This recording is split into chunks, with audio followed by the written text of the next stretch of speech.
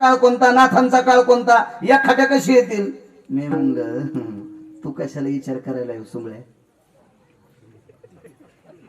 हे लोक युगायुगात देवाच्या सोबत होते. त्या पंढरपुरातल्या मालकाला म्हणलं त्यावेळेला हे बोलिता येतात ना. हा, तू कशाला डोकं लावायला? तू जळून जाईन तो डोकं. मेमरी कार्ड आहेच काय तू? 4 GB 5 GB 16 GB काय GB? त्याच्या मेमरी कार्डाला कशाला डोकं लावायचं? देव चतुर किंवा चतुरा तो शिरोमणी गुण लावण्याची खाणी मुकुट सकळा मणी धन्य तुझी विठोबा. कशाला डोकं लावायचं? सगळी संत बोलवली. नामदेवरायनं सांगितलं देवा तुम्ही मला विचारतात पायाची ताकद काय? विचारा महाराजांना. तुझे पायी सुख सर्व आहे, तुझे पायी सुख सर्व आहे, तुझे पायी सुख सर्व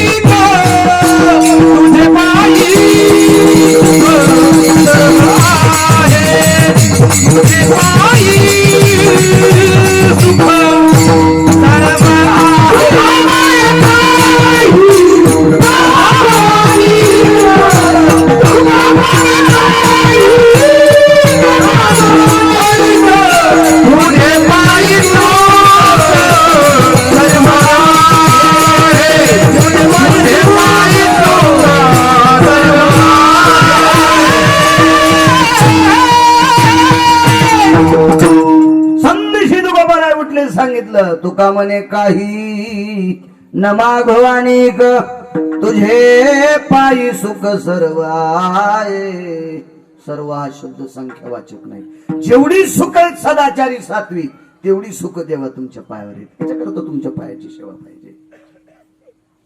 पंढरपुरातल्या मालकाने नामदेवराला एकांतात घेतलं. नामदेवराय तुम्ही दुसऱ्याला मना का मनात घालू? मी फक्त तुम्हाला विचारतोय, तुम्ही माझ्या पायाची सेवा मागितली असं काय पायात? ऐका प्रभू ऐका.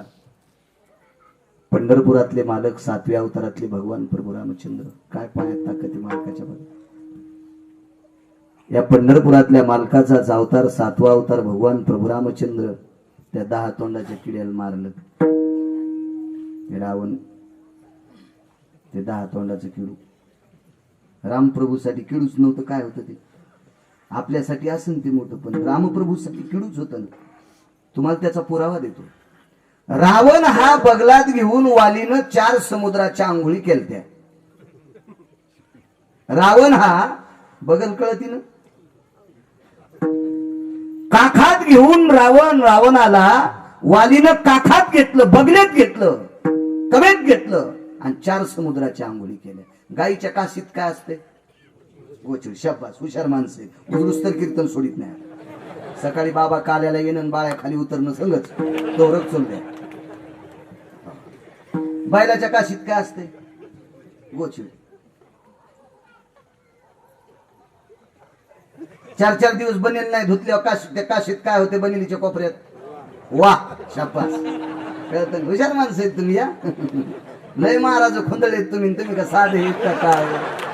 काही वाट लावले, काही शेपटी उपसून घेतल्या, त्याला लांड केलं. असे भारी आहेत तुम्ही. आगे मोळाच्या माश्या ज्यांना धुपण आणलं त्याला कांदा काढू देतात, आणि मला एखादं गंधावाला भेटलं की त्याला चावतात. तुम्ही का साधे इत करा जो.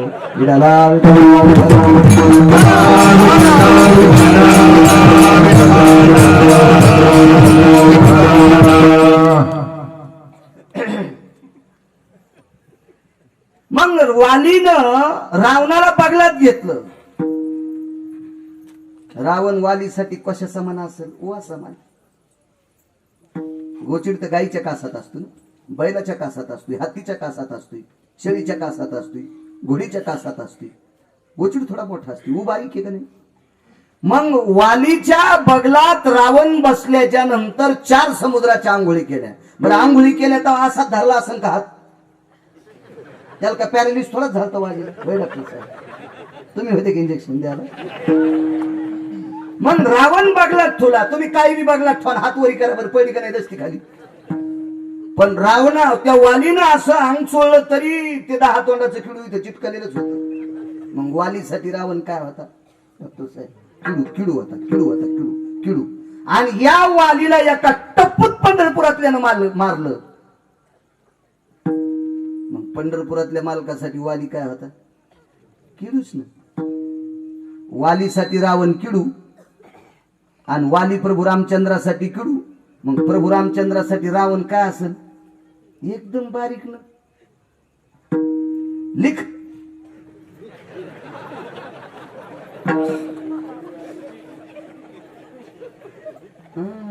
तशी मारी ते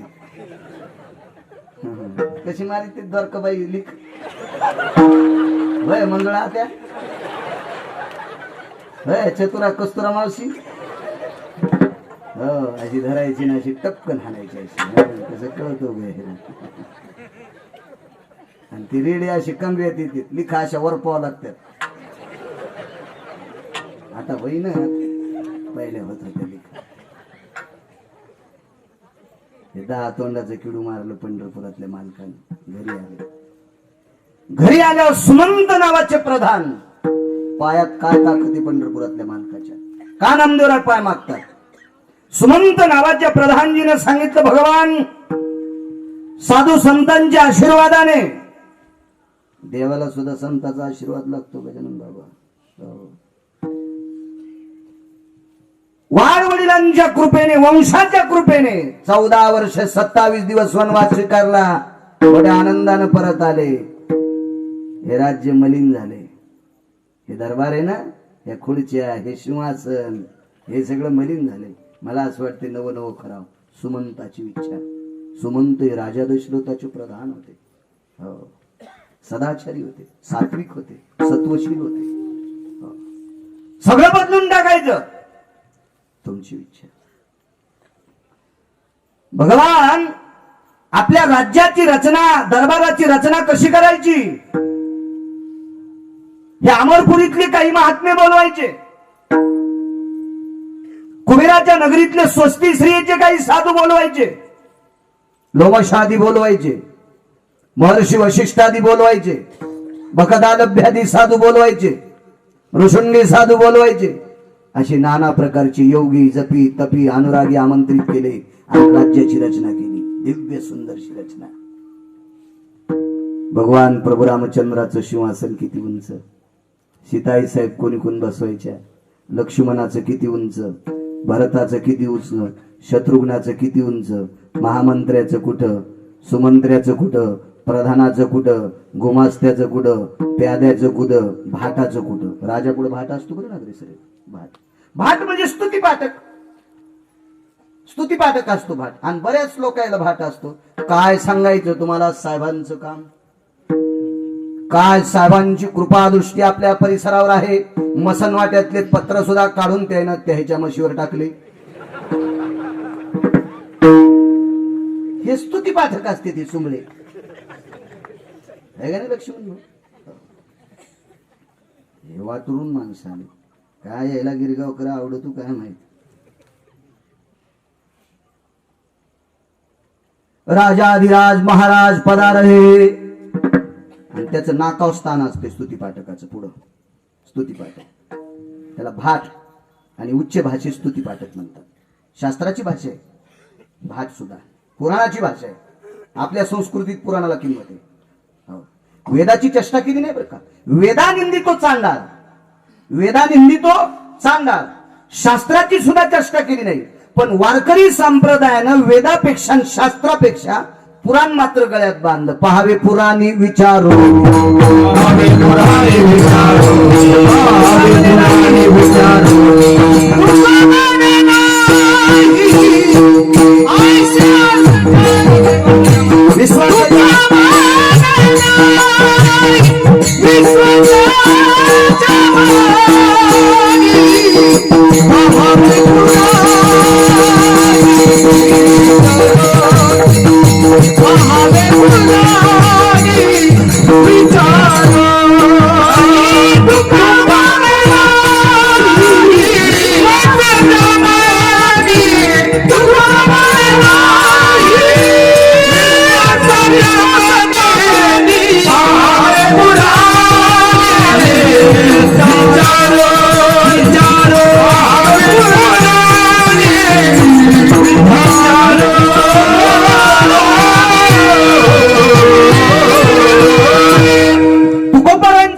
वारकरी संप्रदायाचं मत आहे, पहावे पुराणी विचारून.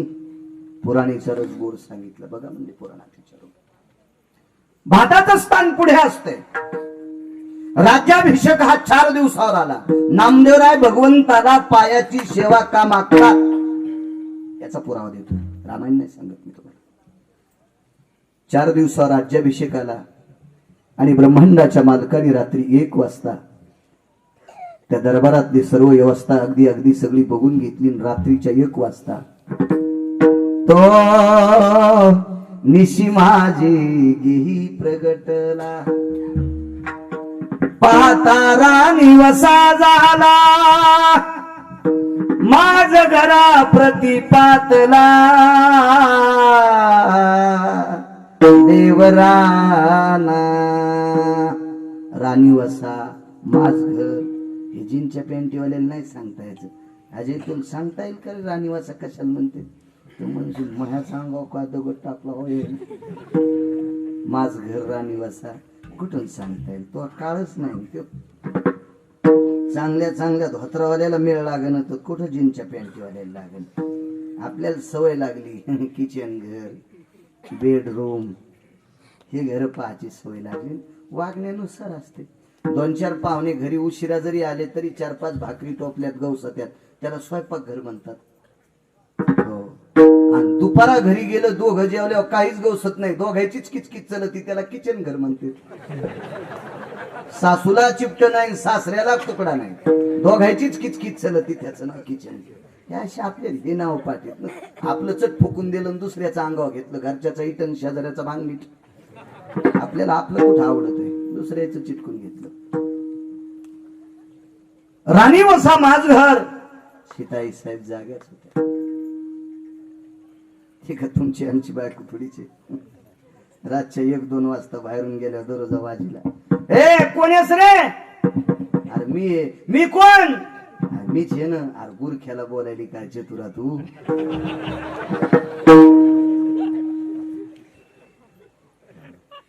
मी बाळू आहे ना. कोण बाळू?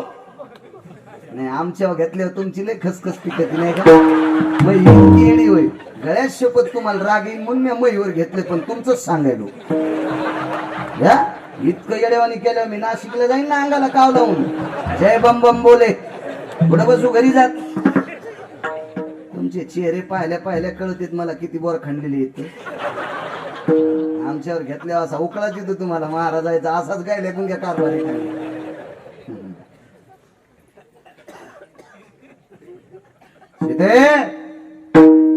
जी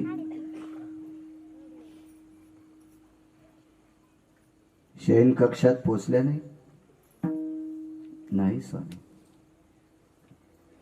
आपण का उशीर केला? दरबाराची व्यवस्था पाहत होतो. जी पाणी देऊ? प्रभू रामचंद्रानं सीतेला सांगितलं, सीते माझी इच्छा आहे तो एकदा दरबार बघावा. दोघच होते. आईसाहेब म्हणले ठीक आहे येते चला. प्रभू रामचंद्र पुढे, सीता आईसाहेब पाठीमागे आणि त्या दरबारात आल्या. सीते ही माझी खुर्ची आहे. सीते राज्याभिषेक होत असताना तू इथे बसशील, लखनलाल इथे असेल, भरत इथे असतील, शत्रुघ्न इथे असतील, जी मालक महामंत्री इथे असतील, सुमंत्री इथे असतील, प्रधान तिथे असतील, गुमास्ते तिथे असतील, प्यादे तिथे असतील, भाट तिथे असतील. वा प्रभू वा. सीते दरबार कस काय वाटलं? बरं आहे. उल्हासात म्हणले का सीताई साहेब? सीते तुला दरबार कस काय वाटला? बरं आहे. संक्रांतीला 1 जणांनी 20,000ची साडी आणली बायकोला. ए पपेची माय साडी कस काय? बरी आहे म्हणले ना. हे सांग ना कस काय? तोंडानं तर सांगायले ना बरी आहे म्हणून. त्याच्या पाहतात बघा लगेच कळत होते. हे साडी कस काय? बाई लो साडी रेशमाचा गोळाच आहे. बाई तुम्हाला कशीच बुद्धी हो, किती सुंदर साडी आणली. किती गोड म्हणली बायको. आणि त्यानंच ती साडी आणा. ए पपेज माय कस काय साडी? नीट आहे. कशी म्हणजे तिच्या मनात बसली का? नाही. प्रभू रामचंद्र सीते दरबार कस काय? बरं आहे. घरी गेले विचारलं, सीते एक विचारू, मी दरबार तुला श्रद्धेनं दाखिला आणि तू असं उल्हासानं बोलत नाही. एक बोलू का प्रभू? दरबारातल्या सर्व व्यवस्था मला आवडल्या, पण एक विचारू का?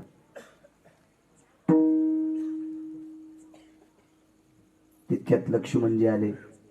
या भाऊजी, या या या या. भाऊजी एक बोलू? जी बोला वहिनी साहेब. भाऊजी, उर्मिला ताईच्या कपाळावर कुंकू कोणी वाचविलं? उर्मिलेचे पती लक्ष्मण. खळा खळा सीतेच्या डोळ्याला पाणी आलं. विचारलं, भाऊजी लक्ष्मण भाऊजी, माझ्या उर्मिला नावाच्या बहिणीच्या कपाळावर कुंकू कोणी वाचविलं? लक्ष्मणजीनं मान खाली घातली, मारुतीरायाचं नाव घेतलं. आता मालक तुम्ही सांगा, माझे लक्ष्मण भाऊजी जर नसते वाचले, मारुतीरायानं वल्ली आणि नसती आणली, नसते वाचले, तुमची काय अवस्था होती? भगवान प्रभू रामचंद्रानं लक्ष्मणाच्या गळ्याला मिठी मारली. रात्रीचे 1:30-2 वाजलेले. सीते, हा माझा वाघ जर वाचला नसता तर मी पण वाचलो नसतो. पण ऐका मालक, माझा जगाचा मालक जिवंत ठेवण्याचं काम मारुतीरायानं केलंय. या विश्वातल्या लक्ष्मीच्या कपाळावरचं कुंकू शाबीत ठेवायचं काम मारुतीरायानं केलंय. दरबारात सगळ्या लोकांना अधिष्ठान दिलंय. प्रभू, माझ्या मारुतीरायाला जागा आहे का? दुसऱ्या दिवशी सकाळी महर्षी वशिष्ठांना आमंत्रित केलं. गुरुदेव, पक्षायतनो भेदी भयो व्याप्ती जायते समोरते शुकला जना. पक्षायतन म्हणजे 15 दिवस. हे चारण पुढचे 15 दिवस ओलांडून पुढचा लांबचा मुहूर्त काढा. मारुतीरायासाठी आसन करायचे. जगातल्या 1 नंबरच्या संन्याशासाठी आसन करायचे. नागरी सर, विचार करावा लागेल, विचार करावा लागेल. योगी, जपी, तपी, अनुरागी, यक्ष, किन्नर, गंधर्व, चारण, विद्याधर, लोकपाल, दिग्पाल, चारुहास, परमहंस, अमरेंद्र, सगळी साधू संत जमा केली. मारुतीरायाला जागा कुठं करायची? या जाग्यावर मारुतीराय शोभतील असं सगळ्यांना सांगितलं. पण खुर्ची कोणती टाकायची, सिंहासन कोणतं टाकायचं, याची काळजी. 5-6 वर्षापूर्वी मी एक कीर्तन केलं, त्या कीर्तनात सोन्याचा पलंग टाकला असं मी शब्द वापरलेला आहे. पण तो याच्यात जरी गेला असेल युट्यूबला, तरी मी आजच माफी मागतो. मारुतीरायाला पलंग सोन्याचा टाकला नव्हता. कालच्या लॉकडाऊन मध्ये वाचवायला भेटले. आपला तो शब्द वापस.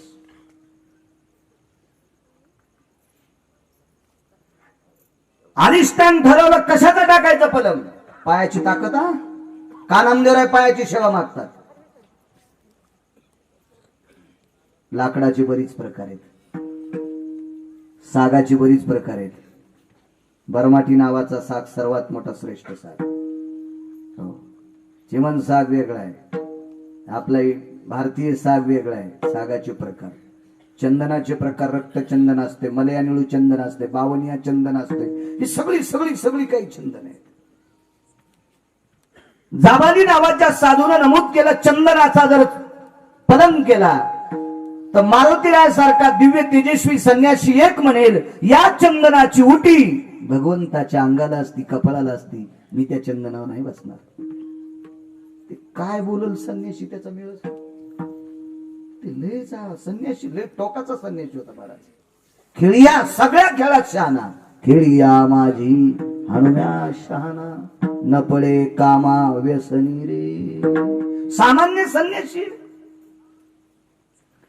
या विश्वात ज्या ज्या व्यक्तीनं संन्यास घेतला आणि ब्रह्मचर्य घेतलं, त्या त्या व्यक्तीचे इंद्रिय त्याच्या आईनं पाहिले महाराज. त्या त्या व्यक्तीचे इंद्रिय त्याच्या माईनं पाहिले, आंघोळ घालणाऱ्या दाईनं पाहिले, लहानपणी सगळ्यांना तुम्ही आम्ही पाहिले. असा एक संन्यासी जन्माला आला. जन्माला आल्यावर काही दिवसाला कळालं हे पूर्व आहे म्हणून.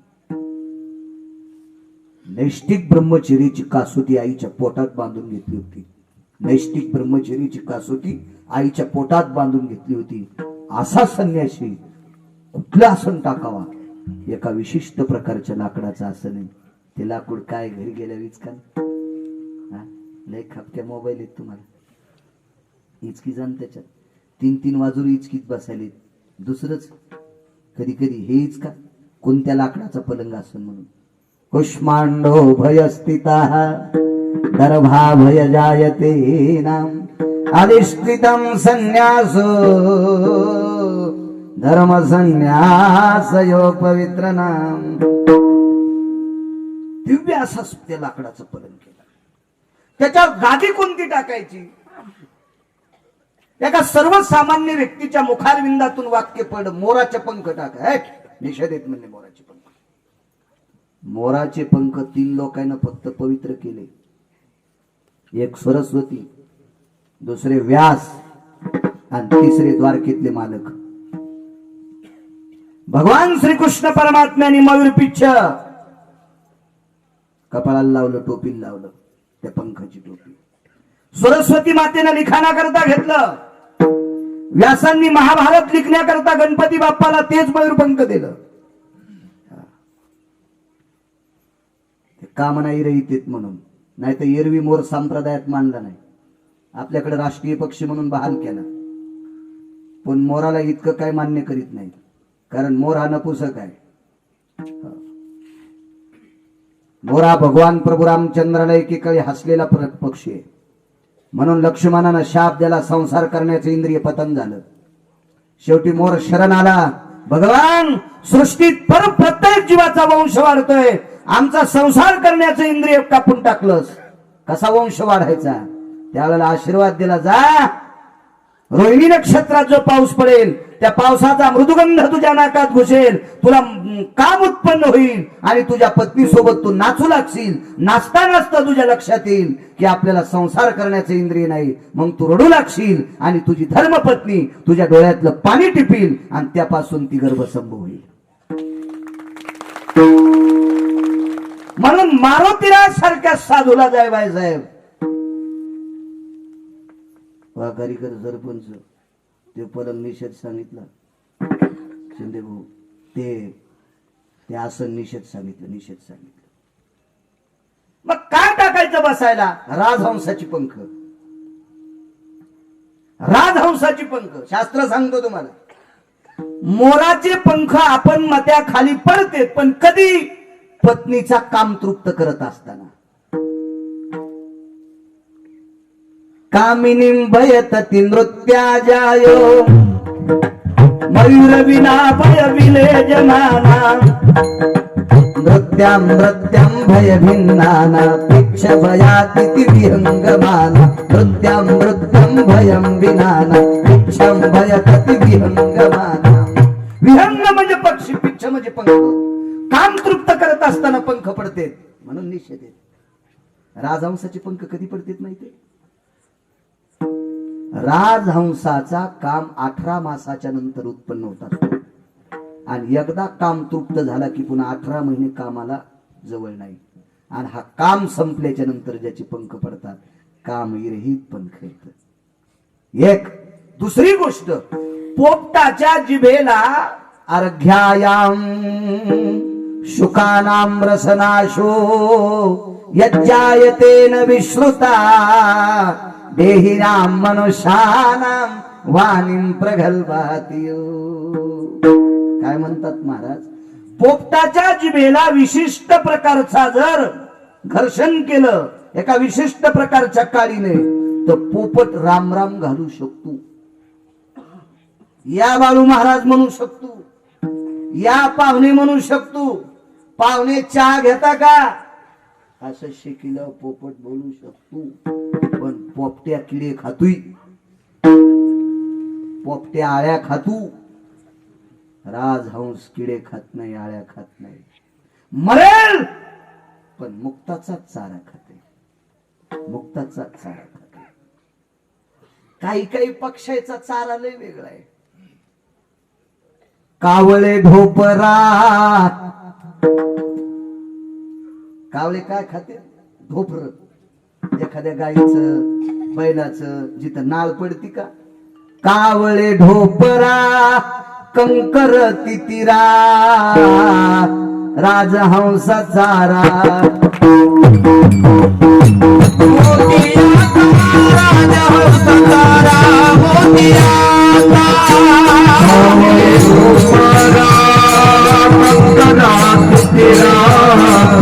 कावळे ढोपरा कंकरा तितिरा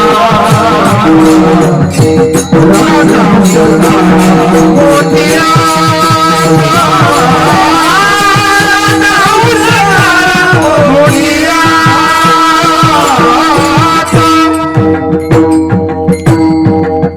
तितर नावाचा पक्षी खरे खाते, गारगुंडी खाते. कावळे काय खाते?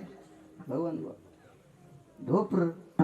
कुठं नाळ पडीन, कुठं जखम झालं, कावळे दिसायला येडगळ आणि खालाही भिकार चोट.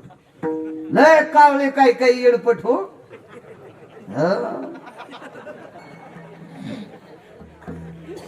कावळे म्हणायला तुम्ही अंगाव काऊन घ्याले.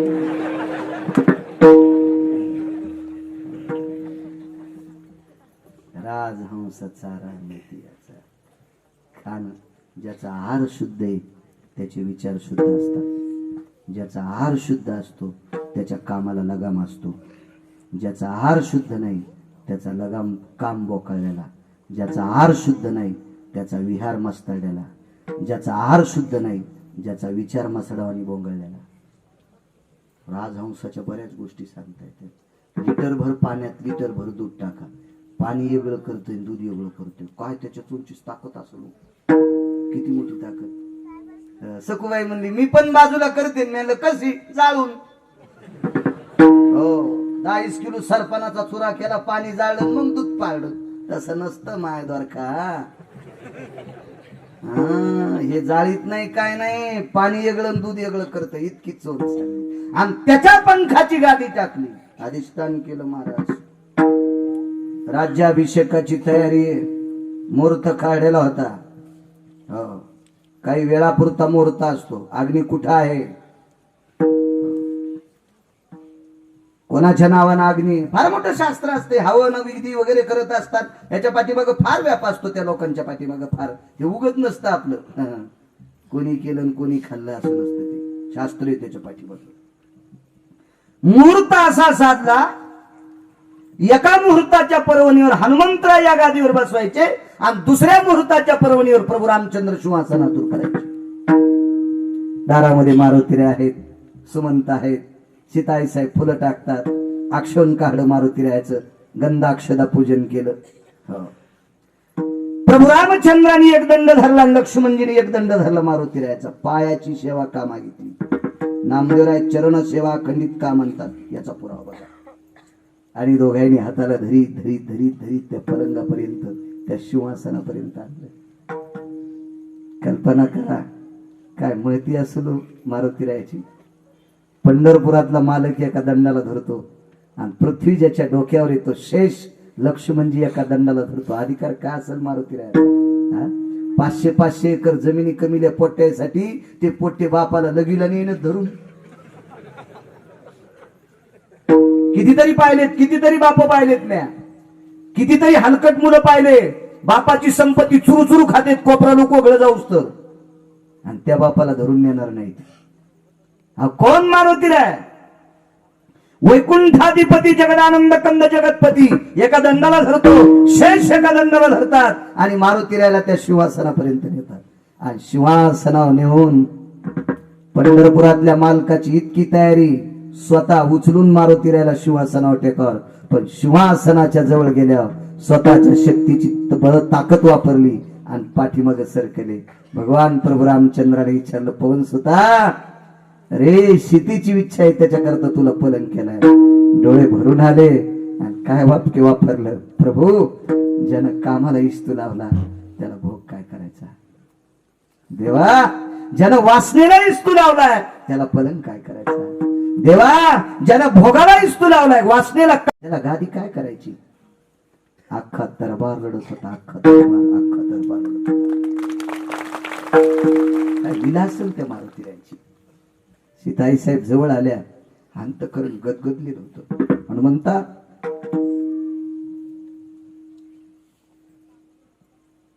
माझा तू हृदयस्थ बालक आहेस. जी आई साहेब, तू आमच्या दरबारात असावा अशी माझी इच्छा आहे.